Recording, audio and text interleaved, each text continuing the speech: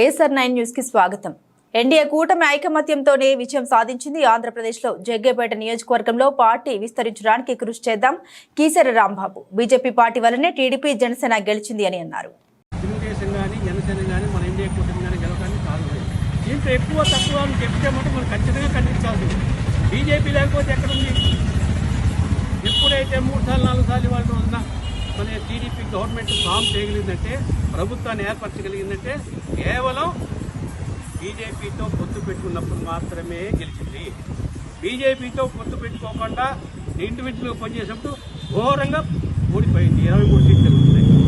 కాబట్టి అందరూ కూడా తెలుసుకున్నారు వాస్తవాలు. 3 పక్షాలు కూడా జనసేన కానీ టీడీపీ కానీ బీజేపీ కానీ వాస్తవాలు తెలుసుకుని ఈ గవర్నమెంట్ వల్ల ప్రజలకు హాని జరుగుతుంది. జగన్ ప్రభుత్వం వల్ల వీటిని ఎట్టకి తీయకపోతే ముగ్గురికే నష్టాలు ఉన్నాయని చెప్పి అందరూ కూడా ఒక మెట్టు తగ్గి పొత్తు కలిసి మాత్రమే గెలిచారు. మా ప్రతాపం ఈ తపం అని చెప్తే ఖచ్చితంగా మనం బీజేపీ కార్యకర్తలు ఖండించాల్సిందే. నాకు 244 రాకపోతే మీ 16కి ఏమి విలువ ఉంది? కాబట్టి ఎవరు తక్కువ కావాలని ఘటన పడరు.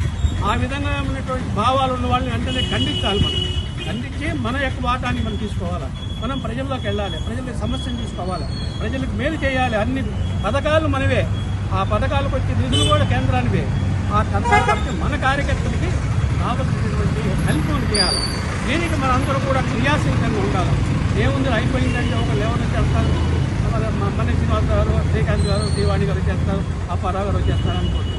అందరూ కూడా వాళ్ళకి సహాయం చేయాలి. ఆ సహాయ సహకారాలు చేస్తే మన పార్టీ ఇంకా డెవలప్ అవుతుంది.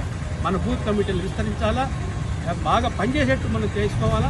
ఇప్పటి నుంచే మనం అందరూ చేస్తే బాగా ఉంటుంది.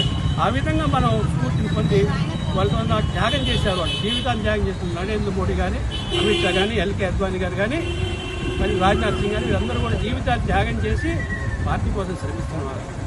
అలాంటి వాళ్ళలో మనం ఎంత చేస్తాం? మన పని పార్టీ కోసం ఎంత చేయాలి, ఏ విధంగా ముందుకు పోవాలనేది ఆలోచించి అందరూ కూడా తమ శక్తి వంచన లేకుండా పార్టీని డెవలప్ చేస్తారని కోరుతూ ఈ అవకాశం ఇచ్చిన శ్రీవాణి గారికి, అప్పారావు గారికి ధన్యవాదాలు.